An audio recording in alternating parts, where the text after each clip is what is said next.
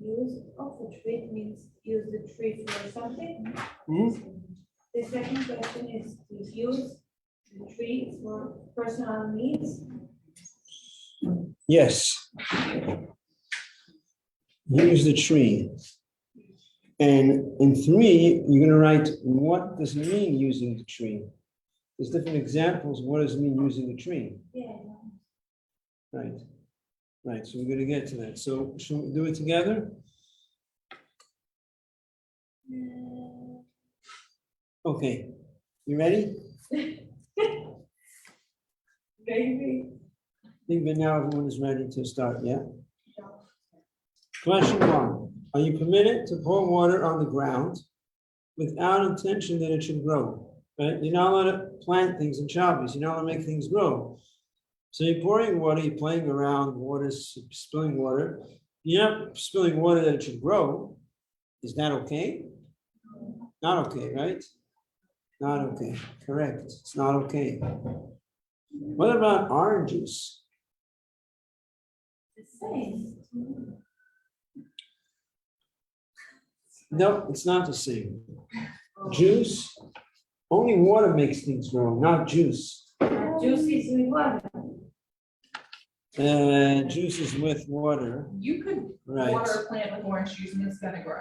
Okay, so let's use an example of something that's a good question. I'm not sure if it has the ability to make things grow because the juice in it is ruining the water. So let's use an example of grape juice that has no water in it.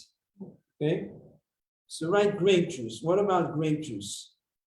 Then you're allowed to pour grape juice on the earth? Yes. Yes, because only water makes things grow, not other things. However, there is the Alter Rebbe says it is good to be careful even with all liquids not to pour it on the ground. So though you're allowed, the Alter Rebbe says it's good to be careful and don't do it. 2. Ready for 2? Yeah. Why did Chacham decree that you can't make use of a tree? Now, maybe it's easier to look at 3 first. Give lots of examples of the sisters. So now I'm going to give an example. What does it mean making use of a tree? Anyone has any idea what it means using the tree? Anyone? No? Leaning on a tree. I mean, there's the example of the hammer. Well, leaning on a tree is going to come up in question 5. So let's not talk about leaning on a tree. So we're discussing other ways of using a tree. Give me an example of what does it mean using a tree. Shade.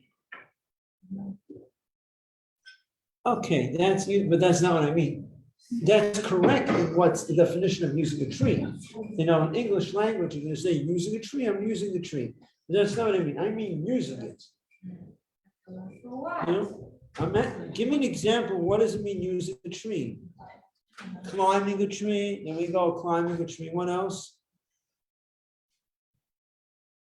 Putting things on a tree. Oh, that one. Yeah, that's using a tree. You're putting something on a tree. Like a jacket or a bag. Taking something off a tree is also using a tree. Using is not just putting it on the tree. Taking it off is also using. So that's what it means using a tree. Now look back at 2. Why did the Chacham decree that you can't make use of a tree? The Chacham said you can't use a tree in Shabbos. You can't put things on a tree. You can't hang up your coat on a tree. Why not? Anyone remembers the reason? We discussed this. You can say with more confidence, you know the answer. Yes. Because the Chacham were concerned that you might come to pull leaves, tear leaves, tear branches, tear fruits, which you're not allowed to do on Shabbos. So they said, don't use the tree.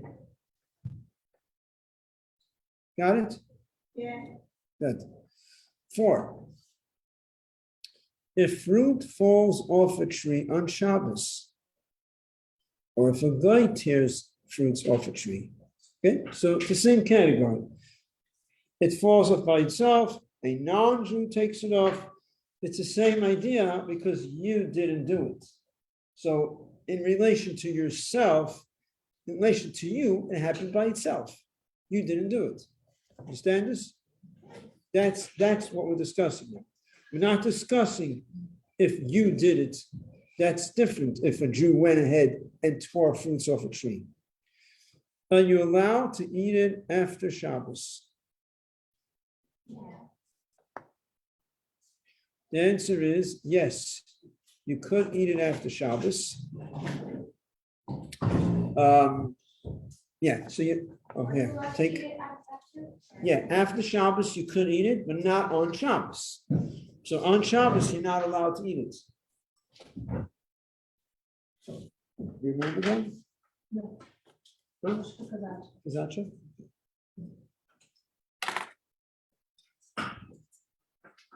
The second part of question 4, is it muktzeh on Shabbos? Should be with a Z, really. Muktzeh is usually muktzeh instead of the S. That's how it's supposed to be written in English. Muktzeh.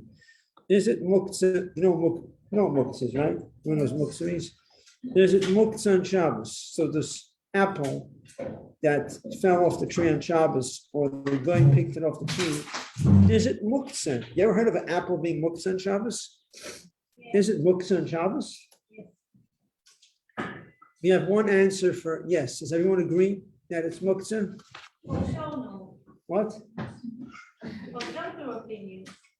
So, You used to me having so many opinions. Well, actually, over here, But it's taken down by the correct. so it's supposed to be now. Like, Are you allowed to eat it on Shabbos? No. Now, is it muktzeh on Shabbos? Because you're not allowed to eat it, it has no use for you on Shabbos, it becomes muktzeh. So the apple becomes muktzeh. is it cloud? If you can't use it, it's okay. It's yes and no. Why do I say yes? Because if you can't eat it, it has no use. But to say a general rule, because sometimes be exceptions, with something that you can't eat, but you would feed to an animal, and they don't have a use. So it's hard to make a rule, but most of the time,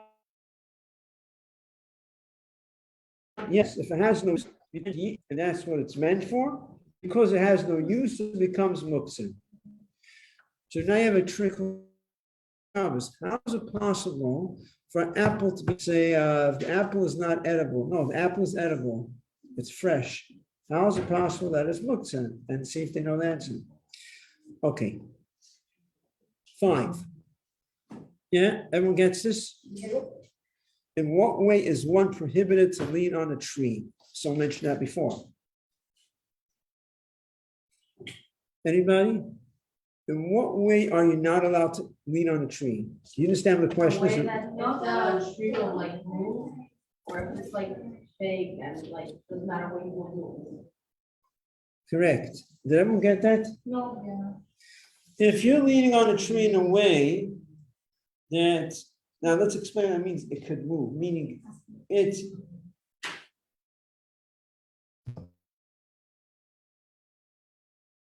You lean on a tree pressure.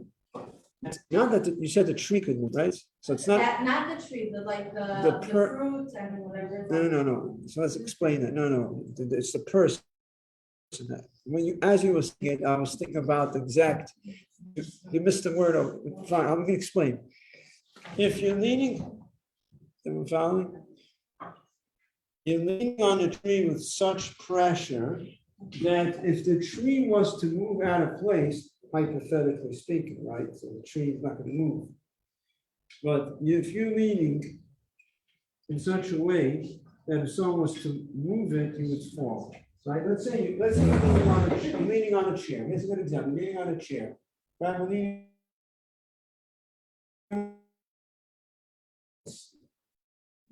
Not very good, right?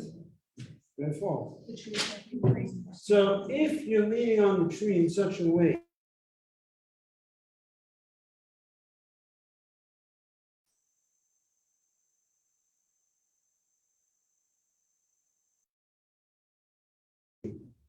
okay?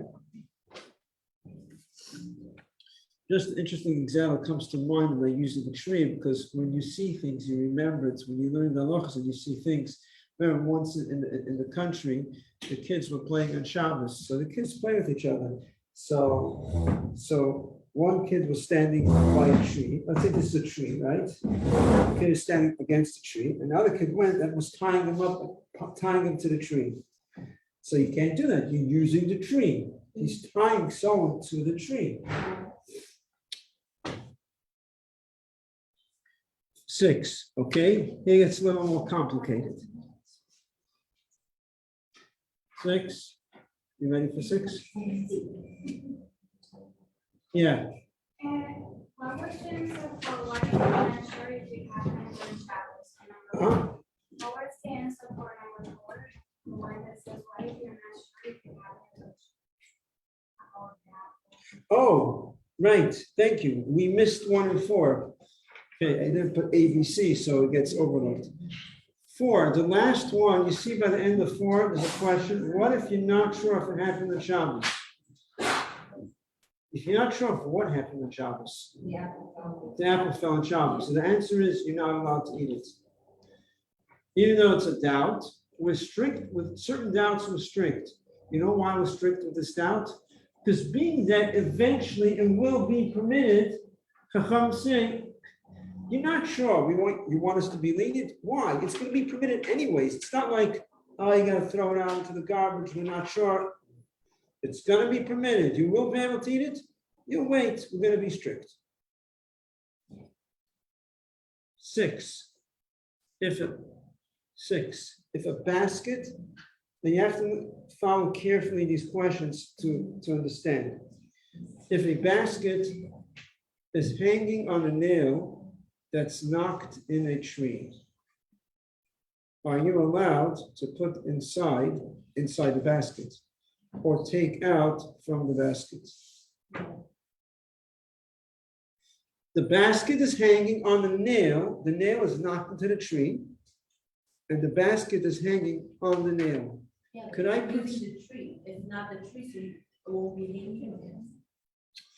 Okay, so what you're saying makes a lot of sense, and according to what And it has to do with how many degrees of separation you have from the tree. you're discussing now, halachas,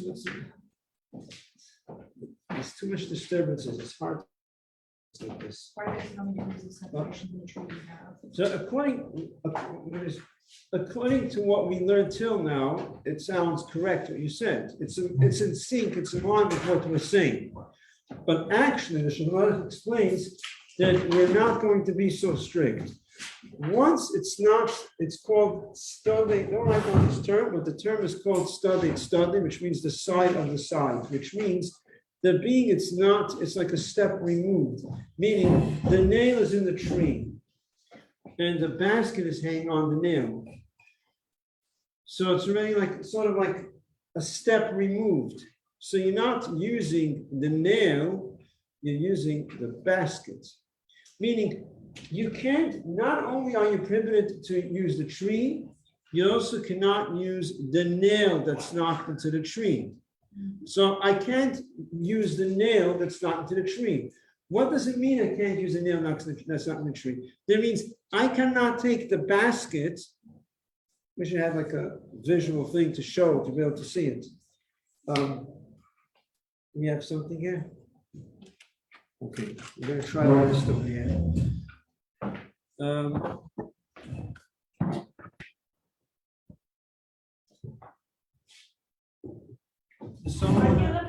Okay, maybe if you have a volunteer who could show it with their, maybe you can do it over there. And take this. You want to do it with your purse? You'll do it over there. No, seriously. There you go. This is something it gets very confusing. Yeah, you want to do it together? Sure, here on your street with the nail. No. Take that, knock it into, in other words, suppose, okay. I was being the So tree. now you have a nail, that's a tree, the wall is a tree, that's the nail inside the tree, yeah? To stake the hole puncher, it becomes the peg in the wall, right? Now that's the basket. Could you take the basket off the tree? No. No, why? Because you're using the basket, you're using the peg. You can't use what's inside the wall. You understand? Yeah. You can't use. I've always wanted to be. You can't use the peg is not the tree, but because the peg is inside the tree, you can't use what's inside the tree. You can't use even what's stuck to the tree. Now, you could use the basket. So you could put something into the basket. But if you take the basket off the peg, off the nail, now you're using the nail because you're taking the basket off the nail. You can't take your purse and put it onto the nail. You get it? Yes. But you want to put something into the bag, into your purse, into the, what we're calling the basket here, then that's okay. Because it's really two steps. It's not what's in the tree, it's what's on the thing that's in the tree. You get it? Yeah. Okay, you could, Take a basket. Here's your nail. hope that was clear. Beautiful. Yes. 6, Like dinner here. 6B. Okay, so the second question is 6. Are you allowed?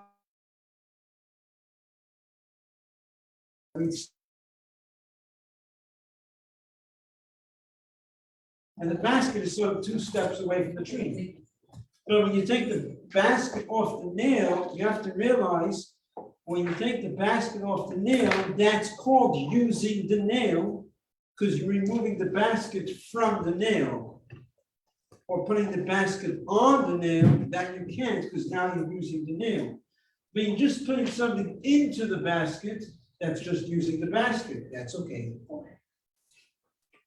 7, are you allowed, now 7 is very similar, I'm not gonna make you present the hammock over here, don't worry, but it's the same idea. Are you allowed to sit in a hammock, I'm sorry, there's a typo here, that's tied to a screw that's in the tree? No. A hammock, who can explain the hammock over here? It's like a Um, long piece of cloth that you lie in. That you Oh. sleep in. People Is that lay what it's inside, called? it's hangs from the tree. isn't it? Huh? No, I told her. It's all it is? Yeah. Right, so No. the hammock is tied to a screw that's in the tree. That's the same like the basket.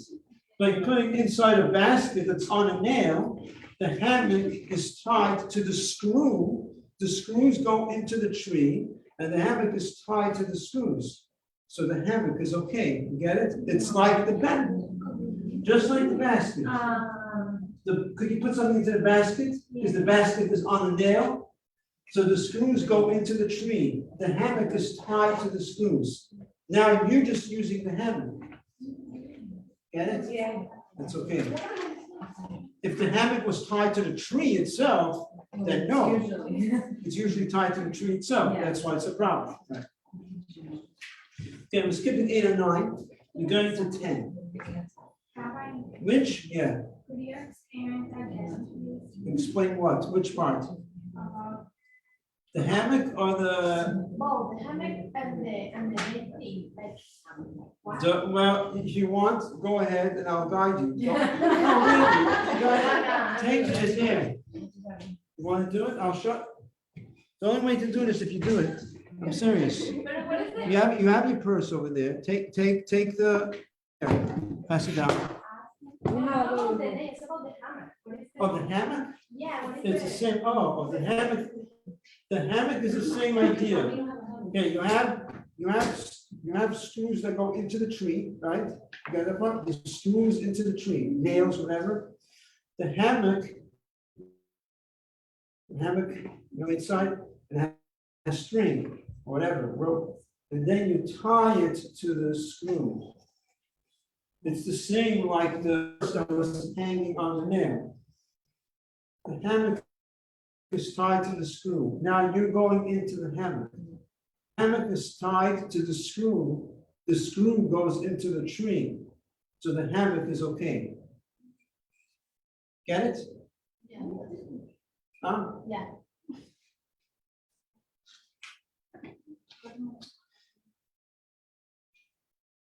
Ready for 10? Yeah. Which?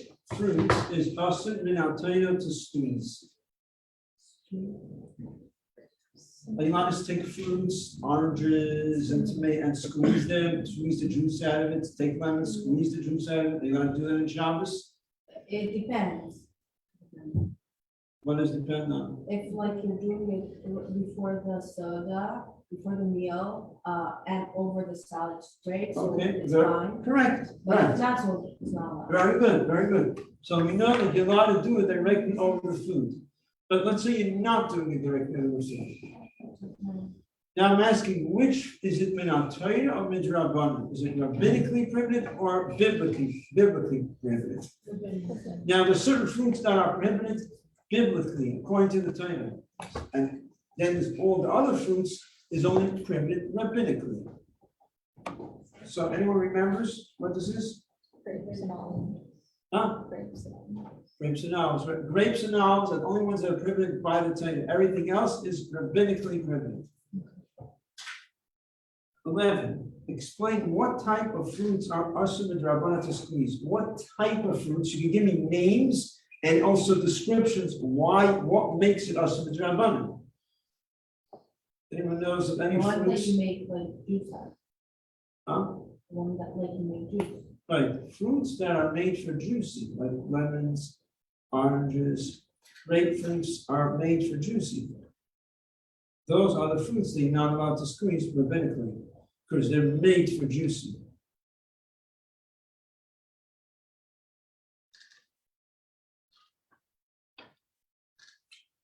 Twelve. Yeah. In what two ways is it mutter to squeeze fruits by hand? So one way was already said, if you're squeezing it into the salad to give a taste into the salad. There's another way that you're allowed, which is rarely used, it's not practical, but there is another way, if you remember, you may have spoken about this, if you did, where you're allowed to squeeze a fruit over food, and it's not there to give taste, and you're still allowed to do it. Remember? If I'm squeezing a lemon onto a piece of bread, let's say, it's not to give taste into the bread. But if it's getting absorbed into the bread, good. Now, is it practical? No. Why would you do it? But you're allowed. If it's getting absorbed into entirely, let's get a, see, when you're squeezing onto the salad, it does not get absorbed into the salad. Doesn't matter, it's different taste, it's good. But if it actually gets absorbed into the food, it doesn't matter if it's giving taste or not. If it's entirely getting absorbed, you're good. Why would you do it? Why we use it if not to give a taste? You're right, I'm saying it's not practical, I'm saying you're allowed. But If for whatever reason is, it's not to give a taste, but if it's getting absorbed into the food, it's okay.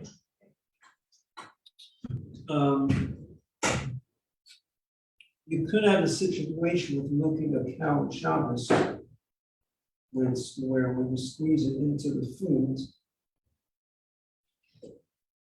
even then it's always permitted. That's a different, I'm not gonna go into that now. 13.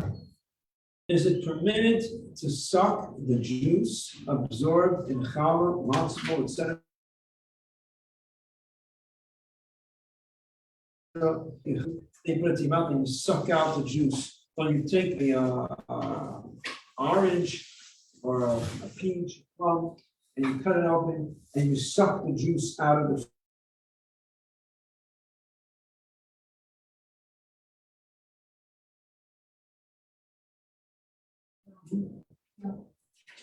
No.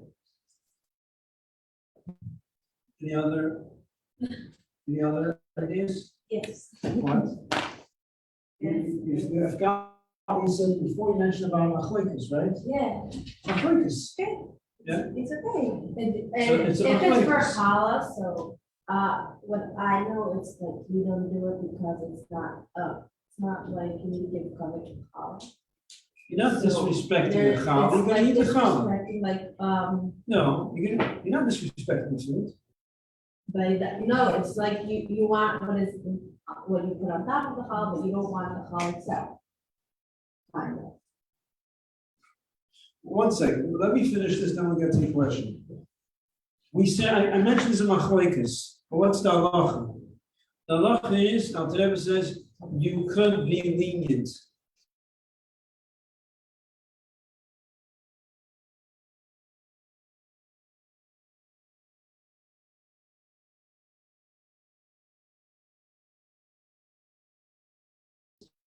They put the food to the mouth sometimes and they suck out the juice. But the Alter Rebbe says that when it comes to grapes and olives, you should be strict. You should be strict, but everything else, the Alter Rebbe says you could be lenient, but if someone wants to be strict, there is also room to be strict. So it's okay to be lenient, 100%, the Alter Rebbe says, but there is also reason to be strict. I know it sounds a little confusing, but this is how the Alter Rebbe phrases it. Alter Rebbe says it's good to be strict. The Alter Rebbe then also says that really there is a lot of room for leniency here because this is called the way of eating. Okay, Why so like that is great? Like why grapes and olives grapes and olives. are like kind of out by all this So stuff because that's remember what they question. had. Remember question 10? Because Minatayna. Because the whole squeeze is Minatayna, so that's why it's good to be straight with grapes, not to suck out the juice. Now, let's get to the question that you asked. You know, actually, let's first do 14, because maybe it'd be clarified. You're talking about something that I see is coming, and maybe 14. In what the last question on the page. In what situation is it also to squeeze the juice that's absorbed in the challah? Now, I'm talking about sucking now. We finished with sucking. I'm talking about squeezing the challah and you dip it into the soup, and then you want to squeeze out the juice, the soup that got into the challah. So there is a situation where we say that you're not allowed to squeeze it out. When is it prohibited to squeeze out the juice from the challah?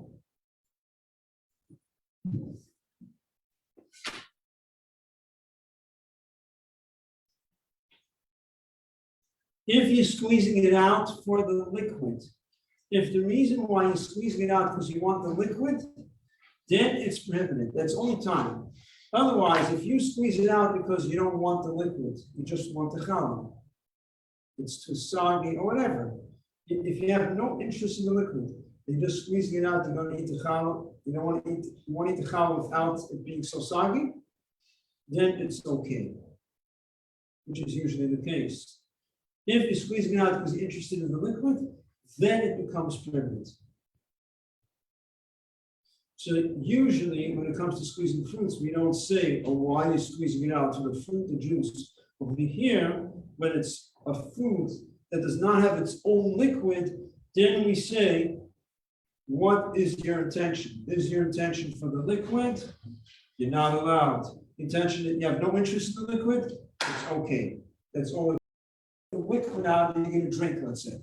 Okay, it's a funny case, but that is, I don't have a better example of this. Okay? So then it will become prohibited because you're interested in the liquid.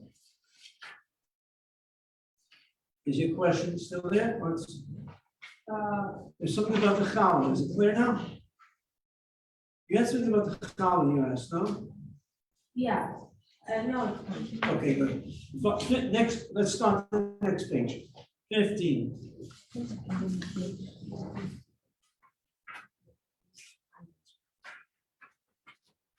Okay, look at 15. I don't think you looked at this page yet. Let's see the first question. Okay, let's see if anyone has any idea of question 15. The guy squeeze juice from fruit for himself. Is a Yid allowed to drink it on Shabbos? Is it Muksa? So you want to drink it on Shabbos? Yeah. No. It's like the fruits fall off a tree. The same thing is, you're not allowed.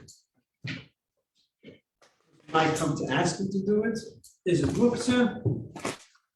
Yes. Yes, it's Muksa. 16, okay, ready for 16? Why are we not allowed to take hot showers or baths on Shabbos?